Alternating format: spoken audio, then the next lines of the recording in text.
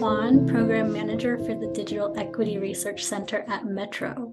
Welcome to the first session in the Built to Last series, co-hosted by the Benton Institute for Broadband and Society, the Centra Tech Foundation, and Metro. As you get settled in, a few logistical notes. First, the event is being recorded. We will email a link to everyone who registered for today's event before session 2 tomorrow. It'll also be available on metro.org in the coming days. Second, please put any questions you have for our panel into the Q&A box rather than the chat as we go. We'll have a few minutes for our speakers to respond to questions after their discussion. Third, a note about our speaker lineup. Matthew Rantanen is unable to join us today, but will be here on Thursday for the discussion about the future of digital equity. We're excited to welcome Greta Byram as the third panelist for today's discussion. And finally, we'll be sharing the links to everyone's biographies and to our event code of conduct in the chat so that you have them on hand.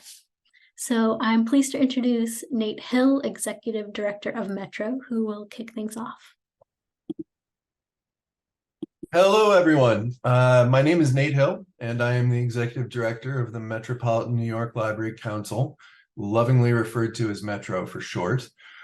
Metro is an independent nonprofit library agency that was chartered by the New York State Board of Regents in 1964.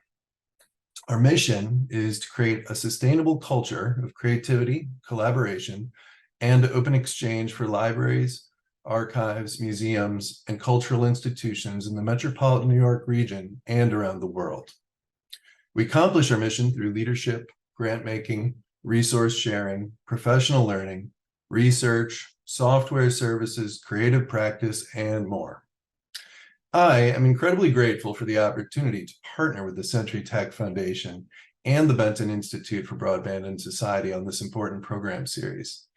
Additionally, I'm delighted to introduce to you Dr. Colin Rhinesmith, the founder and director of the Digital Equity Research Center here at Metro. Colin, sincere thanks for everything that you do. I'll let you take it from here. All right. Thank you so much, Nate. Hello, everyone.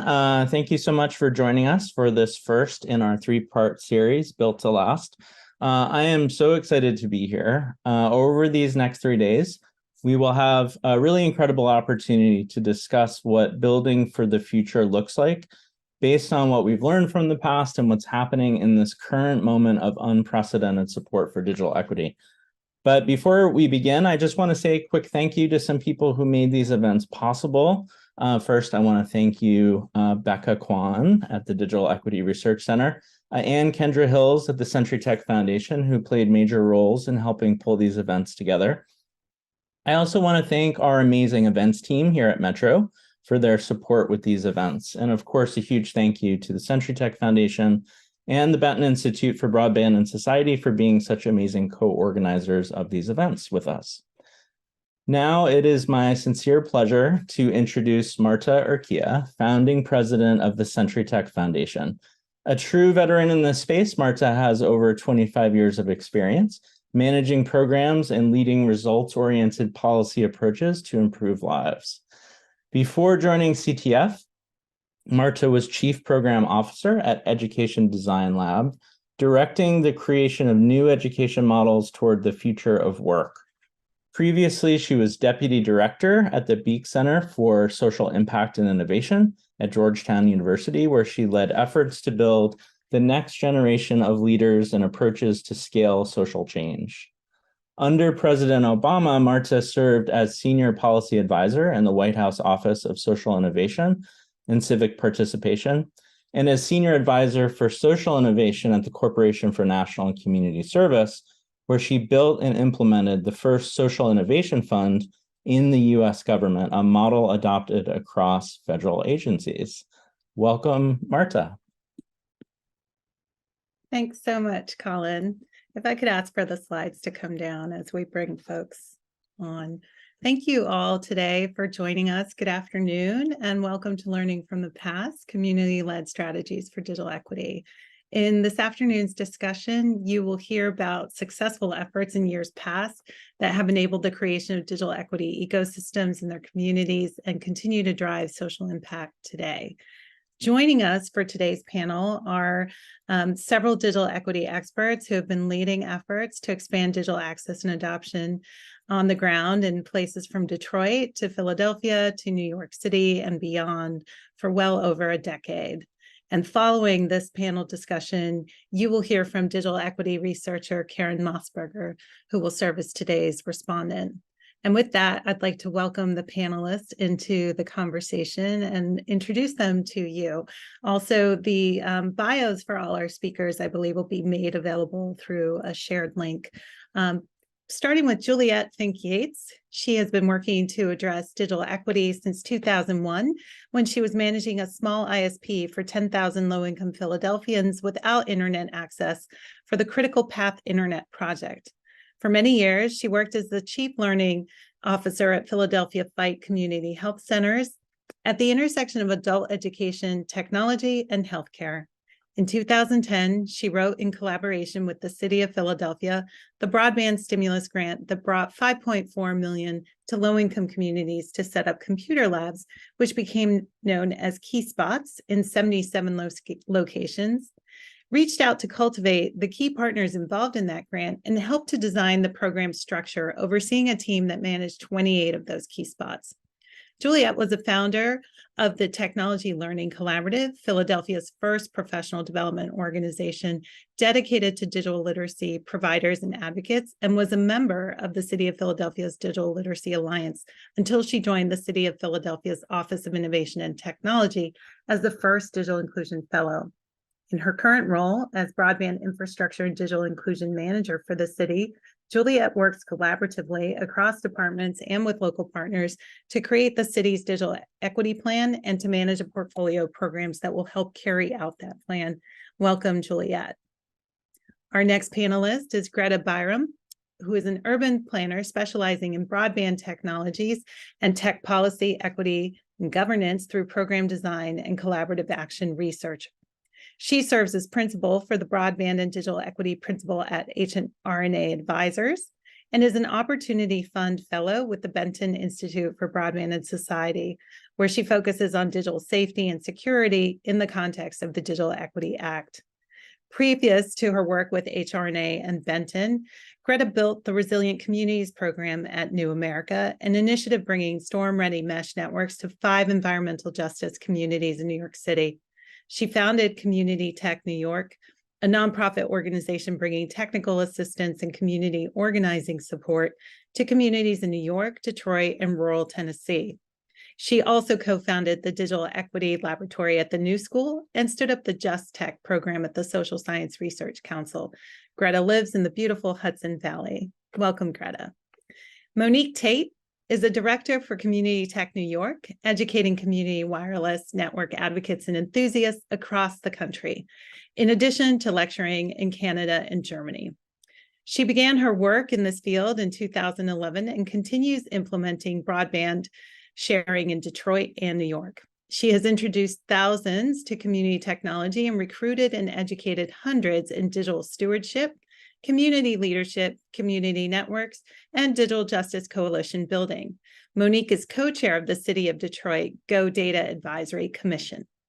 In 2016 to 2020, she deployed and managed the largest community network in Detroit for the Equitable Internet Initiative, with 9 relay sites, 3 solar-powered Wi-Fi and charging stations, and activated the first Detroit public park, Bennett Playground, with Wi-Fi, serving thousands.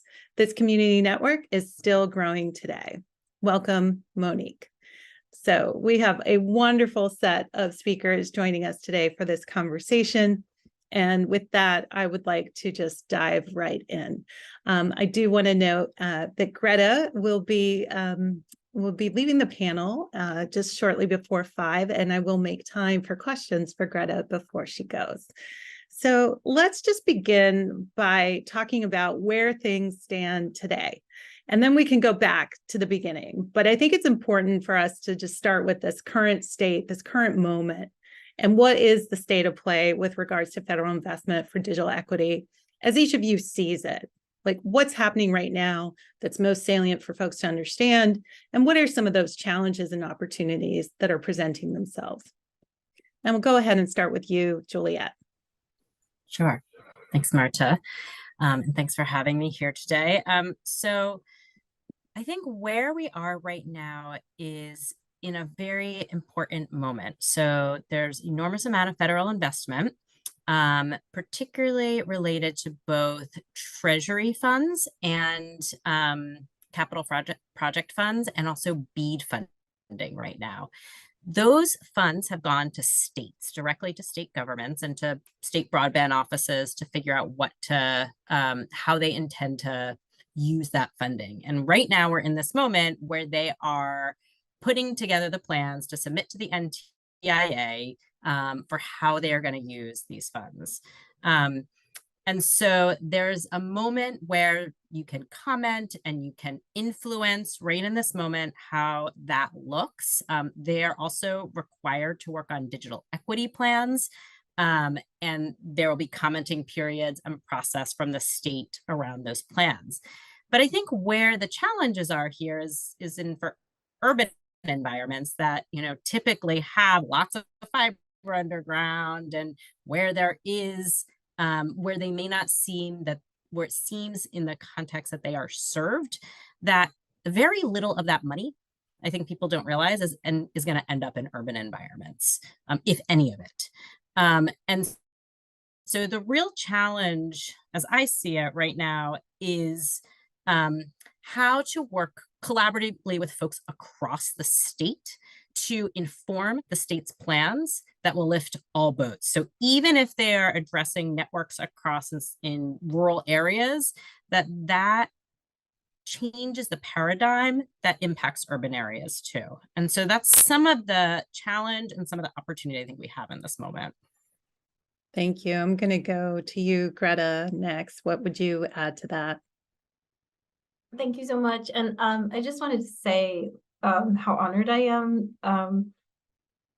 You know, I think all of us go back to the BTOP, and some of us way before in doing this work. And I can think of, you know, really specific and, you know, life-changing things I've learned from Juliet and from Monique and from Karen and Marta. I'm learning from you all the time. So this is really a field that is full of relationships and of people who've been working together for decades. And I think it's really important to call on the knowledge, the historical knowledge that we all have in this space. And, you know, we've been through a lot together.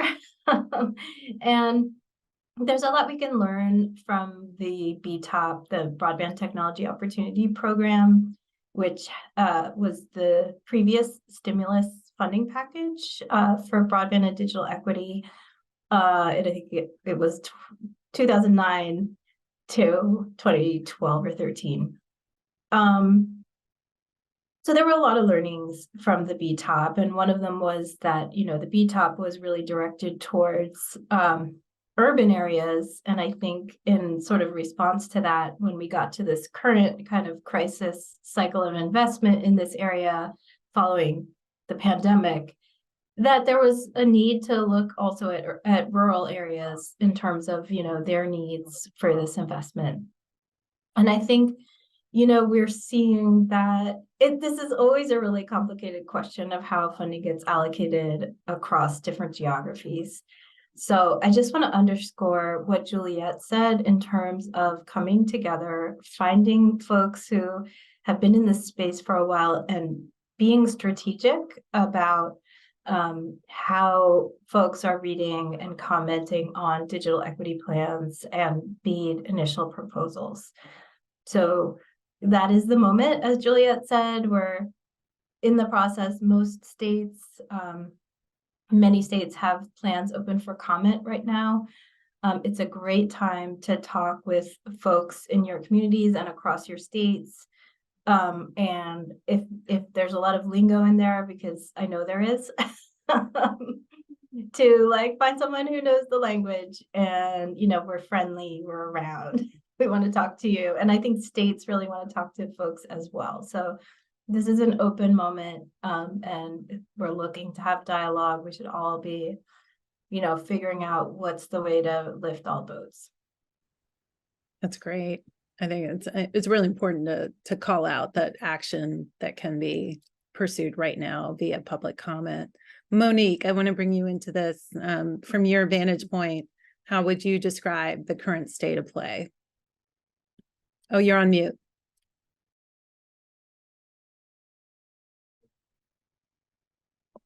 Okay, sorry about that. I was saying absolutely, and I too say thank you so much for the invitation, for bringing us here and together. And as Greta stated, it is nice to be with the comrades that we've been standing on both the in the trenches as well as on the mountaintops with. So great to be here. In that, I will say that both Juliet and Greta gave an excellent state of play as to where things are and where we are today. So I'll just quickly touch on the challenges so we can also get into the meat of, I'm sure, the other questions that you have in mind. And that is, the challenges are about the public comment and these periods of time that we are in that are so rushed in order to meet these deadlines. I mean, they have deadlines to get submissions, they being the states, to get submissions in by the end of the year. But they want to try to have these plans looked at. That's where the challenge is. We need to utilize every aspect possible to inform community residents about, give them a summarized version. Yes, it's got to be the Cliff Notes because it's a 200+ page document. So those of us who are engaged and going to read the entire thing, get our Cliff Notes together and mention it to everyone so that they have an idea. Encourage them to either attend your, if your state, I can speak for New York, is having any kind of virtual session, encourage them to be a part of it. But also to states, don't forget, we're talking to the population that is unconnected. So everything cannot be digital. There must be on the ground opportunities to communicate. So community anchored organizations, community block clubs, networks, associations, anyone that you can talk to and get a few minutes on their calendars to just say, let me give you this quick overview about this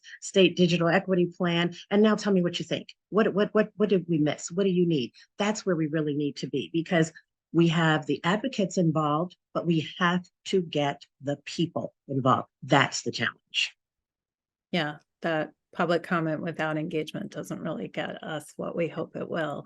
Thank you for pulling that up. So let's walk back to the historical aspect of the conversation. So we've already, established we've got fellow comrades in the mix here who have traveled on this journey, going as far back as the BTOP, which Greta just mentioned, was playing out between 2009, 2012, and 2013, and some even before. You've all been in this work in some way, shape, or form. Maybe where you stand today is different from where you began, as we heard in your bios. But let's just talk through it. So we know that BTOP is the Broadband Technology Opportunities Program, which was a federal program that was investing in digital equity. You all were a part of efforts that participated in BTOP and shepherded some of that, what people are living through right now. And I think it's important to explore that. So let's talk about, one, what is it that each of you pursued to do with BTOP, with your communities and allies, and then what were the challenges that you confronted in pursuing that funding? And maybe we could do just a quick go around, starting again with you, Juliet. Sure.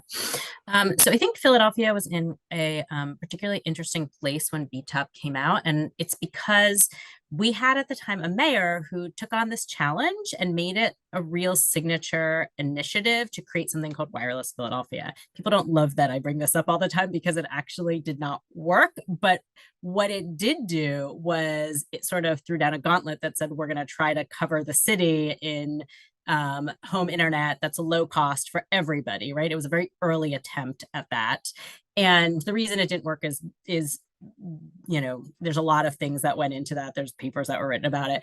But what it did do was it brought together, when it failed, a bunch of advocates who were working with it and who cared about this deeply. And those folks got together and started to meet to think about BTOP funding. And so it kind of, we were in this place where we already kind of had some community of digital inclusion practitioners and advocates who are kind of working in this space.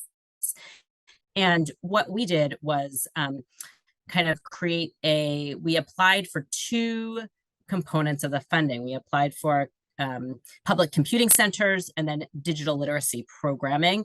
We tried to apply for infrastructure funding and did not get far with that, largely because even though BTOP was meant for urban areas, we were still seen as served. And so infrastructure funding for municipalities has been really, really difficult to come by, even in that BTOP era.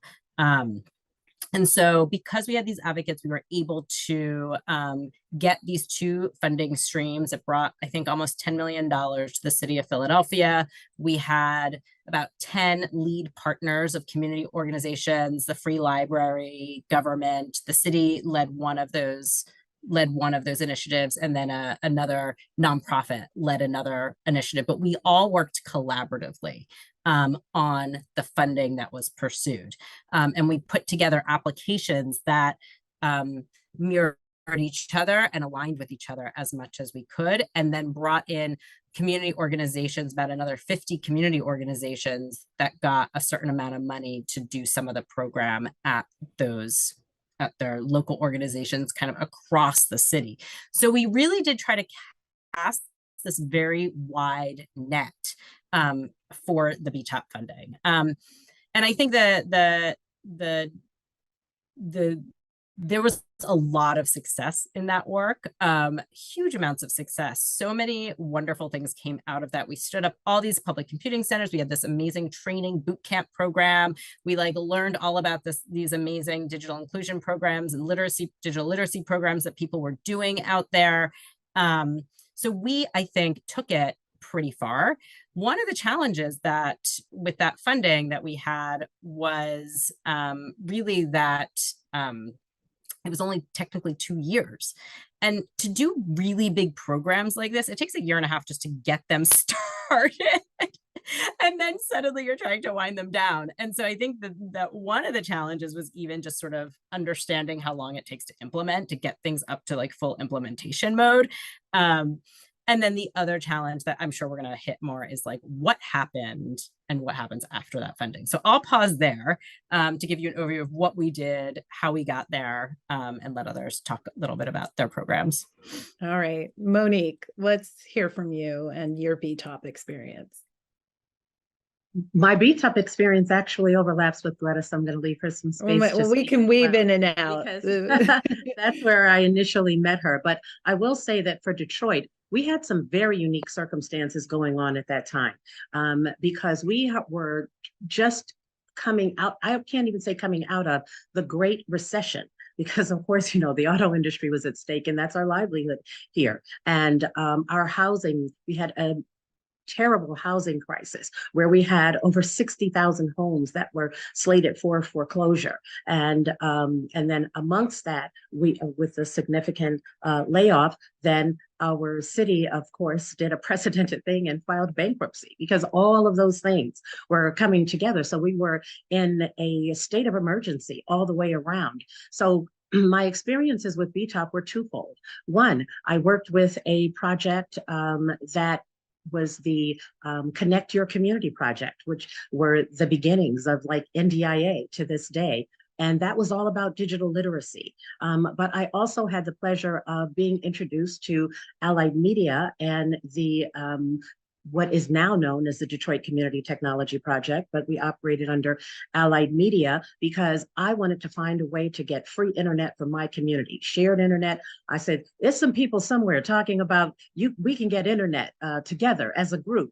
And because I've been a community activist for over 30 years, and that's really what sparked my interest. And I then entered in the groundwork that Greta, Diana Nucera, and others were putting together for the digital stewardship program. Let's teach people how to build their own internet, not just feed them for a day, but teach them how to fish, or in our case, build our own internet so we could sustain and survive from that period. So I can't say anything about the background of the funding. I can just say that I'm a product of its development and its evolution, and showing that touching into community and getting people involved with just even understanding about the necessity of internet was key to my development to this day. And that's why I am very motivated to speak to community members, because there are many, many, many others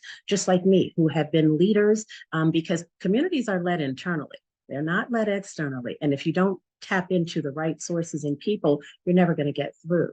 So my BTOP days were great in terms of making sure that the overwhelming request for digital literacy was met. And when I say overwhelming, it was overwhelming, especially seniors. We had thousands of people trying to get trained. And it helped also to speak, and this will be my last statement, to the disparity that sometimes government believes, oh, they're not interested. No, nobody really wants this thing. Yes, we did. And we showed up in droves, identifying that we wanted equipment to be able to work on the internet. We wanted an internet connection at a reasonable price, affordable price, and we wanted digital literacy skills in order to know how to use these new tools. Thank you for that. And thank you also for just kind of setting the stage even more so, right, with the external conditions that were impacting what was happening in the moment economically. But also 2009 was just 1 year after the introduction of the iPhone, right? And it was a new presidential administration that was also championing technology. So that was really a moment that was happening for the country at that time. Greta, let's hear from you. Great. Yeah. And like I sort of alluded to this before, but we have seen digital equity funding come in crisis cycles. And so, we've talked about, the financial crisis that preceded the BTOP, and now the pandemic, which preceded this funding opportunity. In the middle, there was Sandy funding for New York City, post Sandy funding. And so we sort of see these opportunities come up in these kind of unpredictable cycles that are tied to other kinds of hardship happening in communities. And so, all of us, Monique and Juliet were part of my daily life. Back in 2012, I was at New America's Open Technology Institute at the time, and we were working on independent evaluation projects for both Detroit and Philadelphia. And Colin Rinesmith was actually working with us as well.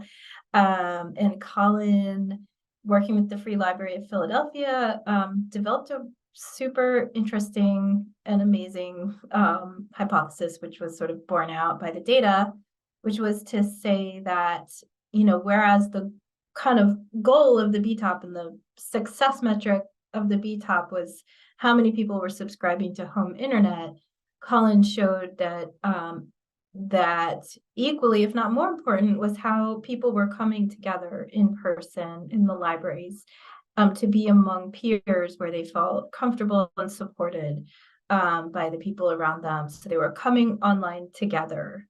And I think that is a finding that we kind of return to over and over, and we keep learning this lesson that it's not really true that if you build it, they will come. So, you can build networks forever.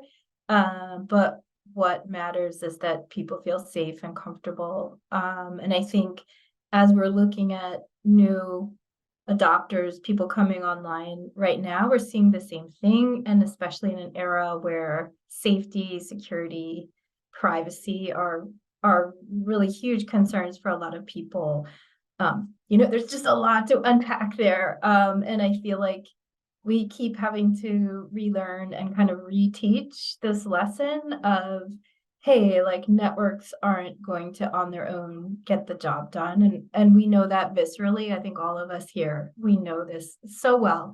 And this is, one reason that looking at the way the funding for the IIJ has broken out, which is just hugely disproportionate in the direction of funding infrastructure and much, much less It's billions and billions of infrastructure, and in most cases, states are getting below 80, 50 million for digital equity programs like skills and devices.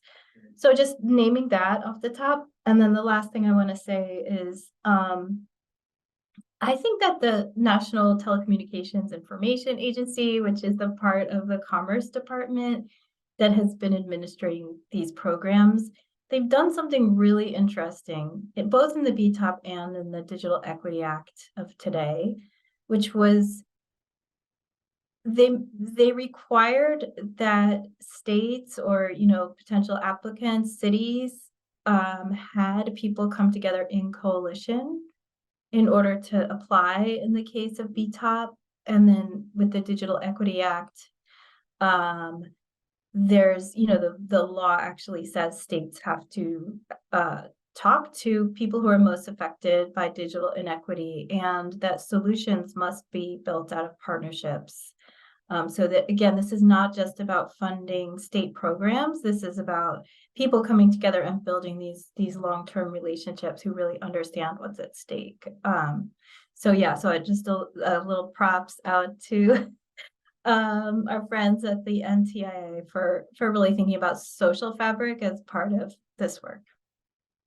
Thank you for that. I think you all have, I just want to name some of the things you've been calling out as we've been talking. I mean, first of all is, yes, there's public comment. It's a great way to engage. However, there's still a bridge to be built from, inviting public comment to actually making people aware. So there is an outreach and organizing activity that is much needed at this moment. And then also, again and again, we've heard about lifting all boats, collaboration, relationship building, working in unison, and even NTIA underscoring that in this iteration of funding, federal funding, with a call for cross-sectoral approaches.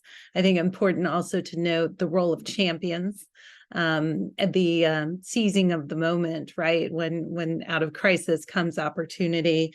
And then, some of the things that could not be achieved by way of BTOP. First, we heard it was, difficult to get infrastructure money out of BTOP in the case of Philadelphia. And now we're in this current moment that seems like it's over privileging the infrastructure spending over, the adoption piece, which at the end of the day is the glue that has to hold it all together and deliver on, what does this mean in the lives of people? So I want to dig into that as communities are moving forward now to pursue this digital equity funding. And we're trying to think about long-term digital equity solutions. How do we get to lasting value?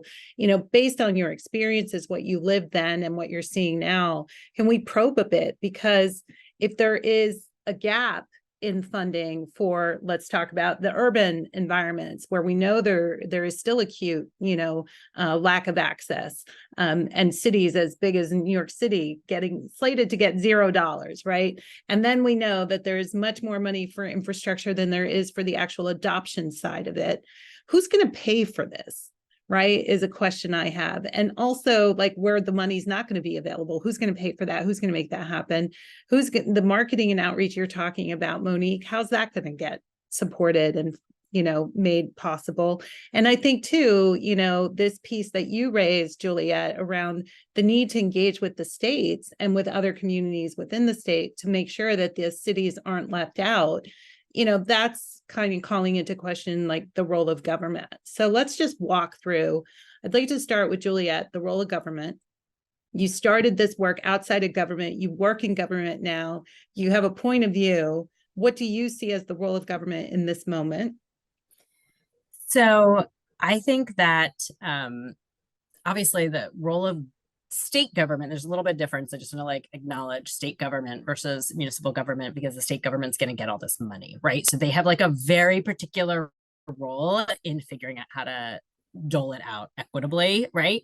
I also want to acknowledge that as I started out in the nonprofit sector, as more of an advocacy role, it is, there are things that you can do in that environment that you can't do inside government, right? So you have a voice as a nonprofit advocate that you can state really loudly, something that you want really clearly. That it's possible the government may never be able to do, but if you, and they may never be able to state it. So governments tend to be like very careful about what they can commit to doing, unless there's real leadership from the mayor or city council to say, like, we're gonna try to figure out how to get it done, right? And so those priorities really come down. So everybody else kind of in government is trying to either kind of push up, like, this is important, like, let's like figure out how we can raise it, how we can lift it. But depending on sort of who's the leader, and you've seen differences in this across governments, across the pandemic, where some sort of like, we're building a network and we're doing it, and some were sort of like, we're gonna get all K-12 connected, right? And that was the focus, right? So it really depends on kind of what the leadership is saying in government. The other thing about what happens in government is that there's a lot of departments. So in my role in government from the inside, the Free Library of Philadelphia is part of our government. All the parks and rec facilities are part of our government. Office of Adult Ed, Office of Children and Families, Streets Department, if you're talking about infrastructure, all of these are massive departments that you have to like work through to like figure out how to accomplish these different particular goals. And I know it sounds like lots of, we talk about bureaucracy all the time, and there's amazing people working in government, working on many, many initiatives, but sometimes it is really hard to kind of like move things through. Or that governments, sometimes can't just like, they have a budget, we have a 5-year budget. I can't just request money to be moved just because we need this particular thing at this moment. So there are real limitations around what government, I think, can do and say, which is why sometimes when advocates are like, why are you so cautious? Why can't you just like spend the money and build out a network? Like, I can't like raise it to the issue where I can just get $40 million to create a municipal network. That's a lot of money. So, there is a amazing push-pull, and that's why we have to work like in community and like work with partners in community, because it's really important for folks outside of government to be able to kind of raise these issues. And you are always trying to negotiate around like how you get there and how you can successfully meet and achieve the things that you want to achieve together is ultimately what I think we're trying to do. I mean, we are in this moment too where, and just to add that for the first time, municipal governments have positions like mine in the city government. And that didn't happen until recently. That is a very, very new phenomenon. So digital equity was not something that there was even a position for. And now what you're seeing is municipal governments all over the place finally have a person, sometimes if they're lucky, they have more than one person, working across the government to figure out how to address these issues. Prior to the past like 2-3 years, almost no municipal government had a person who was even focused on this. Yeah, no, thank you for reminding us of that. It definitely is a new development that we're glad to have. I'd like to move to Greta and ask you, Greta. I mean, so there's the government side. What's your view on philanthropy and where philanthropy should come in here in this space? Yeah, I'm happy to speak on that as someone who was in the nonprofit world for a long time and had a lot of philanthropic relationships. I just wanted to clarify one thing before I dive in there, is just that when we talk about New York City or Philadelphia not getting any funding, we're talking specifically about BEAD funding, which is the side of the infrastructure investments that is just about building networks themselves. Cities are in line to receive digital equity funds in many cases, but it's just way less money, like way less. So I think, I think people rightfully, object that people in cities also have difficulty accessing networks. And so that is, one of the types of issues that people could conduct advocacy around. I'll also name, within the Digital Equity Act, some of the other things that are top issues have to do with device access. So just making sure everybody has the devices they need that meet their needs. Skills and literacy, which that is everything from, hey, are you comfortable working with video chat so that you can do telehealth, so you can do remote learning? Everything from that to like, are you worried about doing your banking online? Is it, do you feel concerned about your safety? To, all the workforce skills, like there really aren't jobs anymore where you don't have to work with technology in some form. And then finally, aside from, I'd mentioned safety and security, this is a huge concern, and rightfully so. People feel scared that their identity is going to be stolen, that they're going to be scammed and hacked. And then finally, accessibility. So making sure that stuff that's on the web, that people can use it, that it works, that it's navigable. So these are all areas where, I would encourage folks to, like Juliet was saying, to actually tell government what you need in those particular areas. Those are the things that are fundable under the Digital Equity Act, the primary things. As far as kind of how the sectors come together, with my consultant hat on, I will say that there's an opportunity here for the private sector to come together with communities and create, meaningful partnerships that really do serve the communities, and negotiate those partnerships, make them meaningful. And then for philanthropy, there are things that government's not going to fund. And one of the things that philanthropy can do is not only to fund some of those things, like maybe community networks, but also to strategically get in there and help advocates understand the opportunity that they have to go to government with demands. So, philanthropy can sometimes be a catalyst for getting people together and getting those demands and asks on the table. And so I would really encourage the philanthropic community to look at this as a strategic opportunity to have huge impact, to unlock those federal funds and those state funds by working with, folks who are probably already your grantees. Thank you for that. And I just want to note, Greta will be departing in a few minutes. So if there are any questions specific for Greta, go ahead and put them in the Q&A. Monique, talk to us about what the role is, just to pick up on where Greta left off, that role for communities and local advocates. Thank you. I think one of the key roles for community members are to continue to become educated. And most importantly, in digital literacy skills, because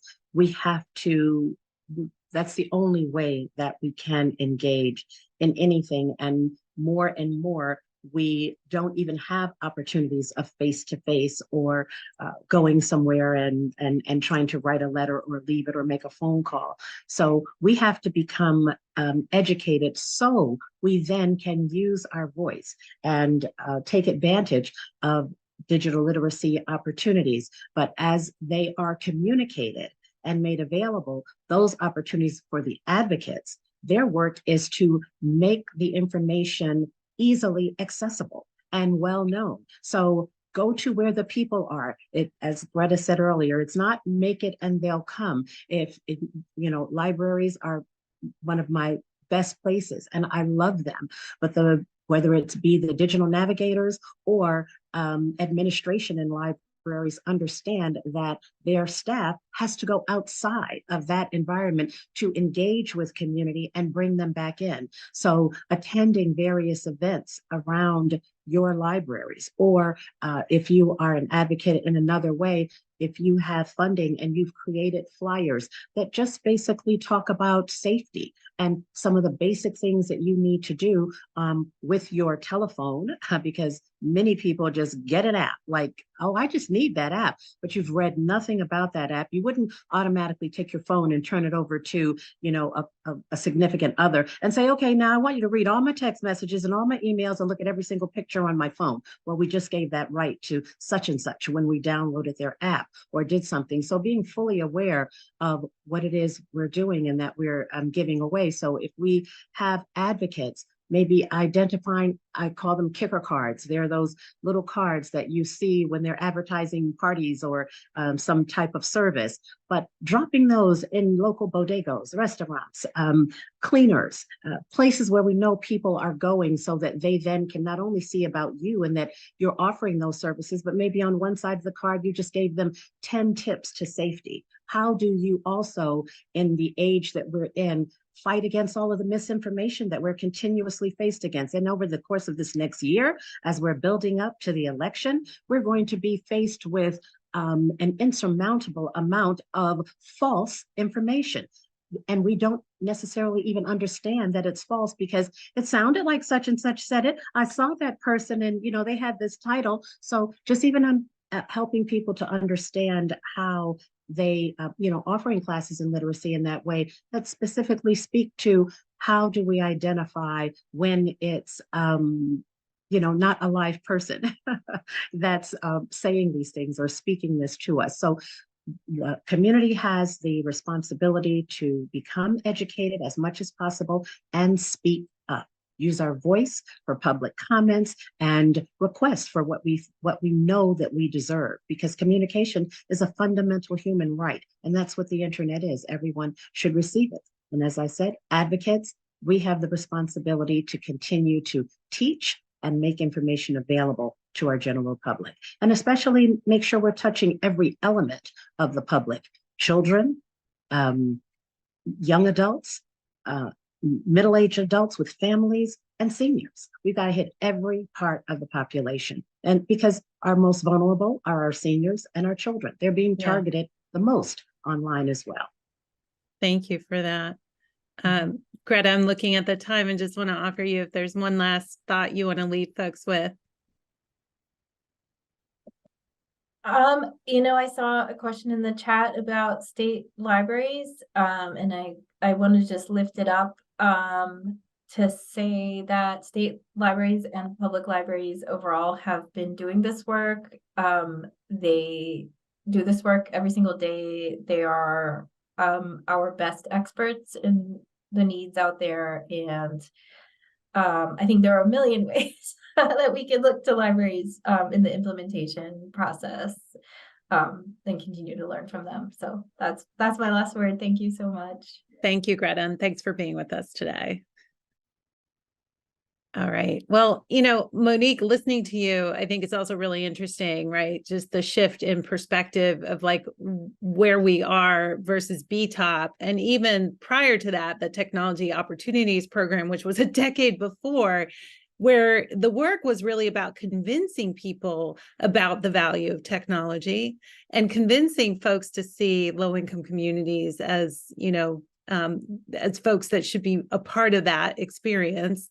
And now we're at this point where it's not so much the convincing, well, it's still there, I know, but now it's about what's happening in the adoption and like, how are we safeguarding and protecting folks? It's much more complex today. And I think that's an important thing to note from where we were just 10, 15, 20 years ago. In our last few minutes, Juliet and Monique, I think it would be great to hear from you all, just, you know, as folks are pursuing this, like what more can they be thinking about in terms of, you know, approaches to building digital equity initiatives that will, you know, extend beyond the next 5 years. And I think that, you know, things that come to mind are, you know, what would be fundable in this scenario. I think Greta started to identify some things. And how do you go about that?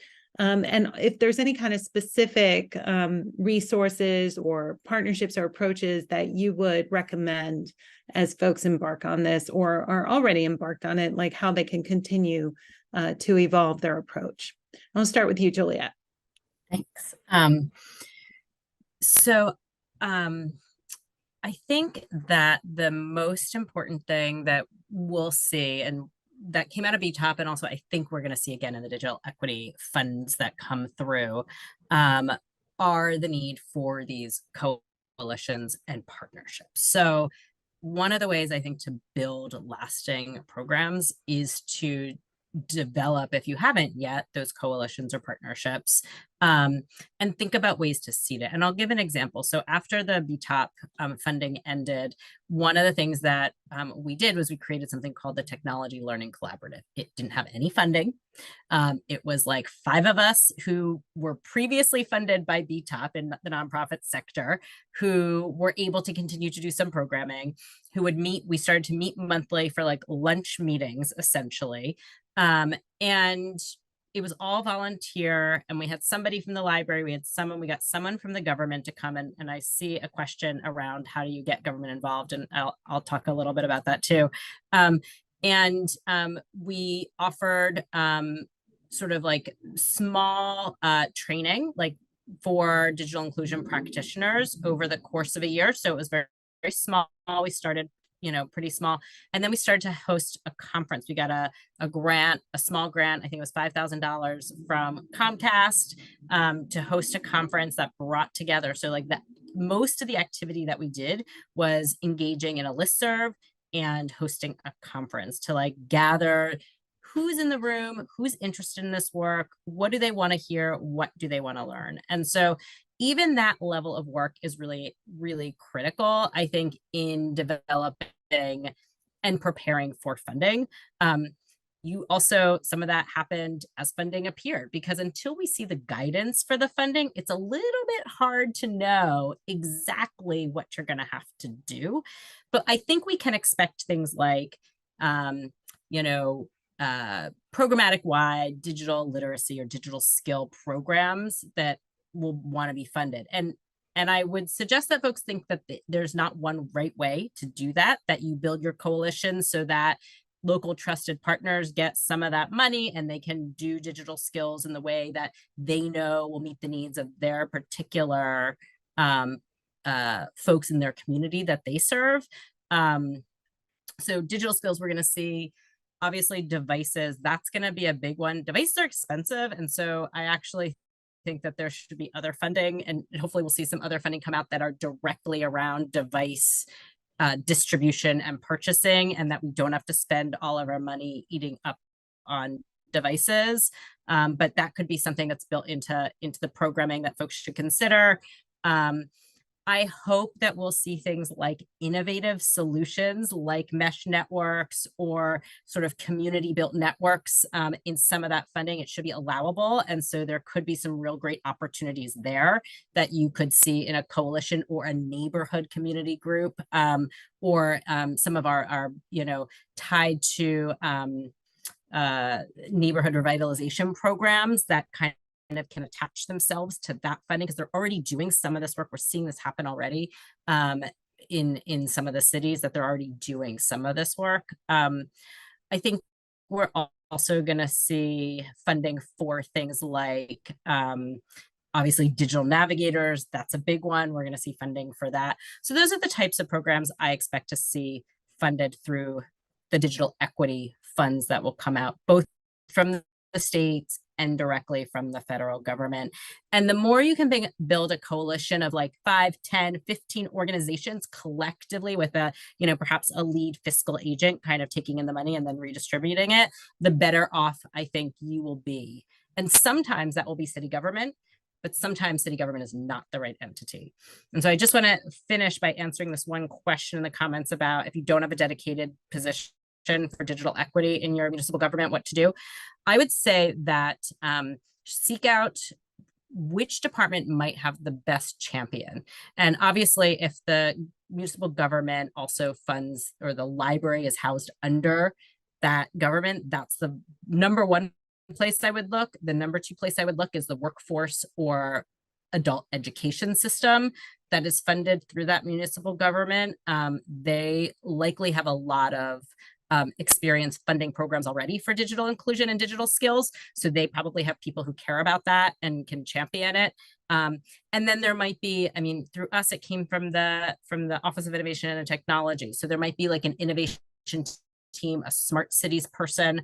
Those are the kinds of departments that might be doing some of this work.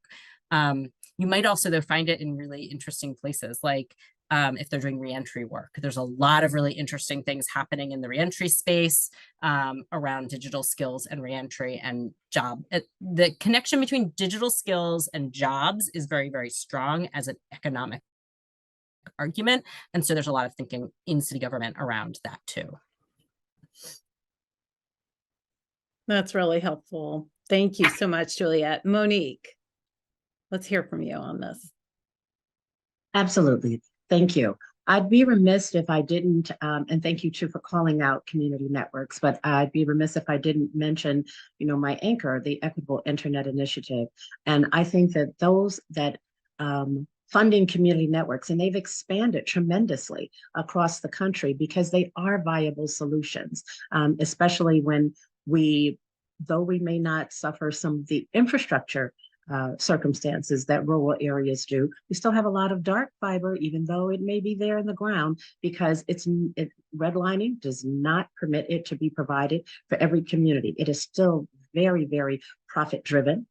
So there are still disparities and inequity when it comes to that. But allowing funding to go towards the building of community networks, it helps to increase that neighborhood's opportunities, not only just the neighborhood, but the individuals that are there.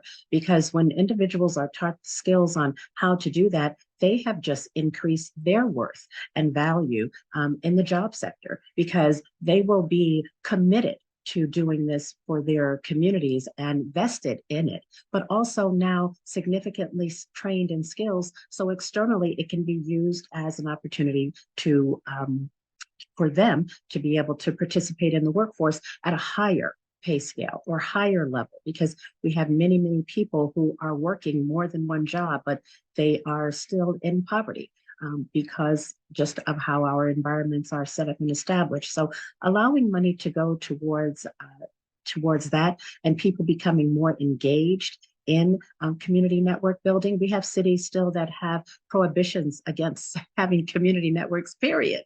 And those kinds of things need to leave, because as Greta spoke about earlier, this is all relational. It's about relationships, and these opportunities are perpetuated by being able to participate in our economy. So just working together collectively, I think, is one of the great areas and opportunities that we have for solutions. Thank you, Monique. We have one additional question in the Q&A here. Having seen big pots of funds come and go in the past, what do you recommend when it comes for planning for the future post-Digital Equity Act? What do we have to say to this? I think we've said a lot in this regard, but if there's any last thoughts here. Oh, go ahead, Monique. And I'll try to make this quick, because one area, though we have a big pot of funds, I think we have to continue to assess where those funds go. Because one thing I didn't speak to, and that was internet service providers. They have a role to play in terms of, because in establishing community networks, you need an internet connection. And for them to participate in what I call digital philanthropy, which is meaning that you are donating bandwidth to these community networks so that they can be sustained. It's a write-off, for them, and for the donations that they've made to the community. And the areas where the community networks are being built are not areas where they're vying to be anyway, because they generally are not meeting their thresholds for revenue. So being able to donate that, and because the significant, yes, I love that ACP is here, Affordable Connectivity Program, and people can enroll and be able to get a subsidized cost, but that's a lot of money too that they are making. And they aren't completely taking it into consideration how much more they could be doing, because, they're upselling people instead of just the $30 a month. Don't do that. Allow people, go ahead and donate and give it away, but take more responsibility though, too, as far as data capture is concerned and protecting the data, not just taking and using it and selling it and making it another pocket of income for you, but give back to the community, help people to understand when their data is being tapped into, because I know they know, and just bringing us into that fold so that we are not as susceptible and vulnerable. And the ACP is not promised for a long time either. So yeah, Juliet, you were going to say something there. I just want to, I think this issue of sustainability is a really, really big challenge we have. Digital equity doesn't have like a federal office in the same way, right? Like it's not seen like workforce or adult ed that has like buckets that you get every year, housing, like some of these other issues, right? You get a bucket and it gets like, we don't have that level of sustainable funding. We should be advocating for that level. And I think NDIA is starting to do this. But we don't have, we don't have that yet. So it's really, the sustainability piece is really a challenge. What we are on is like a long journey, not a short journey, right? As you can see, for many of us who've been doing it for a long time, and we're going to be making progress over the years. And there may be times when we have to backtrack, and hopefully we learn from some of those things like we're doing now. So one of the things I would recommend in terms of how to plan for the future is to know what your costs are going to be, right? And be very clear about your budgets, right? So if you know, and like, because this work is really people intensive, it is not like one time you're going to build it and, digital literacy training is digital navigation, it's very people intensive. It takes time, and those people have to be funded to do that work. And so when you think about it, you have to really be clear about like, what are those costs? What do you really want? And make a clear demand. This is my advocacy side hat coming on, right? Like make a clear demand about how much you actually need to do that work. And then very clearly be articulating that to government, because ultimately government is probably the best, most stable source of funding, and they have the power to say tax or do other things that can bring in revenue. So, they are the ones who are going to help you do that. We need a lot of different sectors involved in this. And we need to be thinking creatively about how they can be involved in this, and where that revenue comes from them to be involved in it. But ultimately, it's probably a policy issue where it comes back to government to tweak that hand, to like gently say, this is how it's going to have to happen down the road. Thank you. Thank you. And with that, I'm going to have to bring this conversation to a close and bring Karen on. And I just want to say a big thank you to Juliet and Monique, and also to Greta, who's left us briefly in this conversation. We'll catch up with her another time. I'm going to bypass reading to you Karen's bio. You will all receive it in the links. But Karen, I want to bring you into this and respond to what you've heard today. You've been in the work of research and evaluation and looking at this from that perspective. And you have a very interesting lens on this from what the data says and what the national view is. Can you just share with us your thoughts on today's conversation? Sure. Well, first of all, thanks. It's an honor to be invited here today. And I'd like to thank all the panelists for the great discussion today. I'm going to, as you said, just add some observations from research on some of the themes that emerged today. And I think observations that echo insights that have been shared by the panelists. The central theme, of course, has been that as states and also local governments and tribes are putting together their plans, it's important to reflect on lessons from the past. And one of those lessons from past policies at both the federal and at the state levels is that they've often focused on partial solutions such as infrastructure for rural areas. The experience of the pandemic taught us that solutions this time need to be more holistic. And while past research has shown some positive effects for broadband availability, this is just one piece of the puzzle. Recent research that I did with Carolyn Tolbert and Scott Lacombe demonstrates with nearly 2 decades worth of subscription data on broadband in metros and in counties that it's inclusive broadband use, its widespread adoption in communities beyond infrastructure that has an even stronger economic impact than this availability. And these are impacts over time in both urban and rural communities, impacts for median income, employment, multiple measures of prosperity. And this widespread inclusive broadband adoption use can also affect more than the economy. For example, the percentage of the population with broadband subscriptions also matters over time for for educational outcomes in communities, as some other research that I've collaborated on has shown. So broadband use has these spillover benefits for communities and society. It's broadband use that benefits society as well as individuals participating online. It's a form of digital human capital. This human capital is not distributed evenly across communities, but disparities are both urban and rural. When the American Community Survey first released data for all census tracts in 2017, there were zip codes in Memphis with only 1/4 of the population with any kind of broadband subscription, including mobile. And similar to Wheeler County, Georgia, and Navajo Nation at the time. As the Brookings Institution has shown, the affordability gap, and that's for connections and devices, accounts for a much larger share of disparities than the infrastructure gap.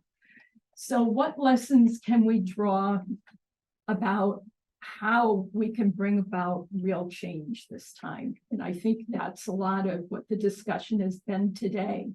I've also seen too, during BTOP, I evaluated Chicago Smart Communities, which was an outreach and training program. And one of the things we learned was that community-based organizations that worked in partnership with local government ended up having a real impact. Using citywide surveys over a span of 5 years with neighborhood level data, we found that the 9 Chicago community areas that participated in the program showed significantly greater changes over time than the other Chicago neighborhoods for internet use, for home broadband adoption, for some activities online, not all of them, but for things like job search and health and mass transit information. And this was controlling for other factors like demographic change. These results were noteworthy because the funding that Chicago received, like other major cities, just as Juliet mentioned, was for outreach and training and public access. And there was little to address the problem of affordability for low-income households. Yet it was still possible to move the needle given a substantial mobilization of outreach and effort. While the city was the grantee, implementation was through community-based organizations, and it was supported by Chicago LISC. The neighborhood level leadership was important, we could see in the evaluation, because as the program rolled out, there was a need to customize the training to fit different needs across neighborhoods. In some where there was little familiarity with the internet among participants, and in others where many were frequent users outside the home. We could see these differences in the citywide surveys by neighborhoods as well. There were also differences across communities in how outreach was conducted at Mass on Sunday or at the barber shop. The lead organizations were often groups with experience in affordable housing rather than technology, but they were trusted leaders in the communities. And in interviews at the beginning and the end, we saw how these organizations experienced changes in their attitudes about technology and its possibilities. So I think one of the accomplishments was further developing this local leadership on the issue.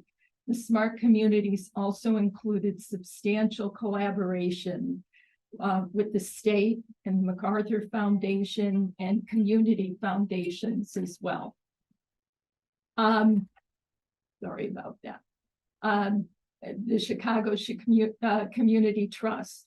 But this was a short-term effort, as Juliet mentioned, and there was little to support affordable adoption. We can see from later data in the American Community Survey that not all the smart community neighborhoods sustained these gains several years later. I hope that today they're in a better position to resume their efforts. So I want to end up by saying current federal solutions are more comprehensive than in the past, than in BTOP, and they include more flexibility, as tomorrow's panel will show. But all of that will depend on implementation. States are critical actors. There are funds for digital equity and affordable connectivity this time, but the future for those who are uncertain. Lessons that can be drawn from the past are that first, it will be important for states to support needs across all their communities, both urban and rural. Second, that local governments need to partner with community-based organizations, anchor institutions, foundations, nonprofits, the private sector, and more. And third, this must include sustainable solutions for affordability and use, as well as infrastructure. I'm just going to mention that another lesson from the past that will be discussed further on Thursday is the need for evaluation. There's more and better data this time, and it will be important to invest in evaluation to examine these many initiatives across the country and to find out what works.